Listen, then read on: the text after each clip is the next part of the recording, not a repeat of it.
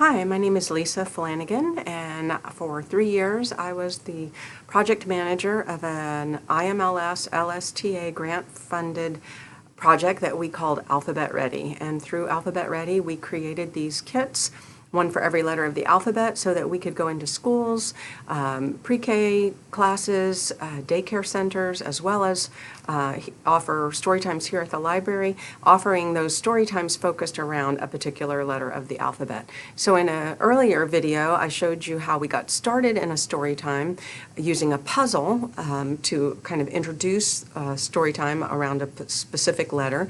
And today I'm going to just share with you some of the book titles that we would use in a letter N story time.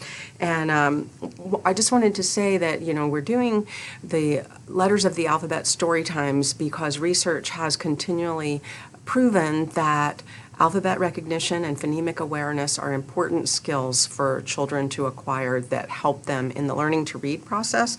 But also, we know that library story times are just plain fun. And scientists say that it takes approximately 400 repetitions to create a new synapse in the brain, unless it was done by play, in which case it takes 10 to 20 times. So that is our goal, is that we're having so much fun in library story times that we are actually creating new synapses in the brain that will help children connect the shape and sound of each letter of the alphabet and make that process of learning to read a little bit easier. So I'm just going to share with you a couple titles that I like to use in a letter N story time. One of my favorites is, let's see, The Three Ninja Pigs. So in a letter N story time, I would just say to the children, do you see any letter N's in the title of this book? And they get pretty excited to be able to find them. And if the group is small enough, I'll bring the book around and let each child actually physically point to the letter or count how many letter N's there are. And a big brother really loves to help a little sister point to the letters in the book. So I would do that with, for as much time as I had, I would do that with each book that I introduced. So children particularly like this story, I think, because they think they know it, and they're especially in tune for what's different from the story that they know.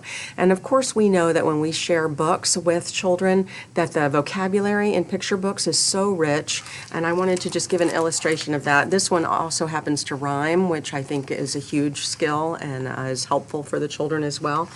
But on this page it says, "Pig 2 yelled, 'Retreat, or you'll suffer defeat by the hair of my chinny chin chin.'" And I like to ask children when we come to a word, you know, not on every single page, you don't want to lose the rhythm of the story, but what do you think retreat means? And first of all, I love the ideas they come up with. And then just explain to them what retreat means. And then you're increasing their vocabulary, their command of the English language, which again makes it easier for them to learn to read. The more words they know, the easier it is to read and decode those words. So The Three Ninja Pigs is a favorite of mine. I also really love, if I could only pick two books, these would be the two, Three Ninja Pigs and Good News, Bad News. And again, have them point out the letter N, have them notice the different fonts or different colors that the letter N is showing up on the front of that page. But one of the things I love about this book is that the children can kind of tell you the story. So you could say to them, "Oh no, what's the bad news?" And they'll tell you. And then, "Oh, but here's some good news. What's the good news?"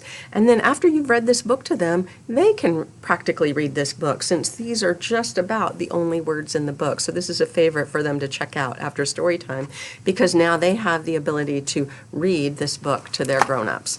So those would be my top two that I would use in a story time, but I wanted to share with you a couple more titles.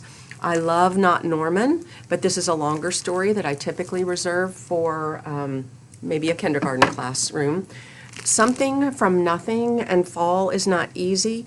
Both have some great extension activities, which I will share with you in the next video, which will be all about extension activities for the letter N.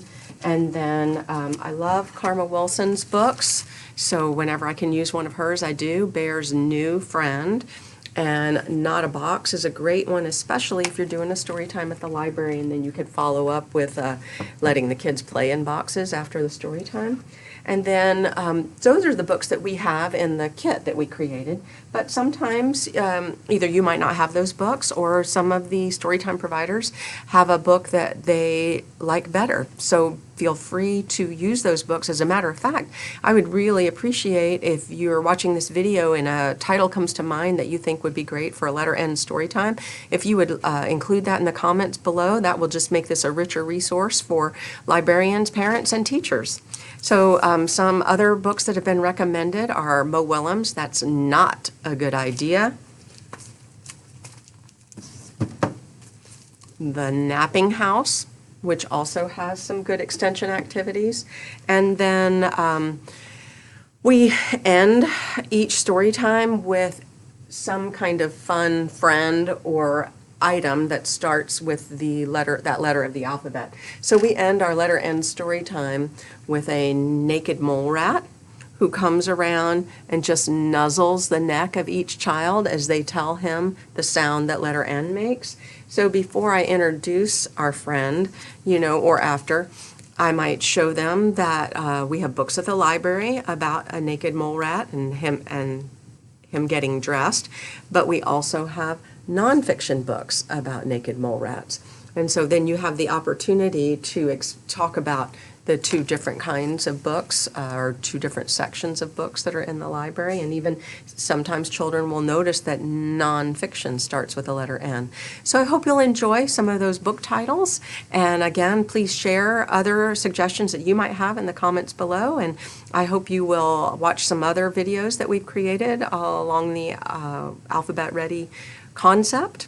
And that's it. So ta-ta for now.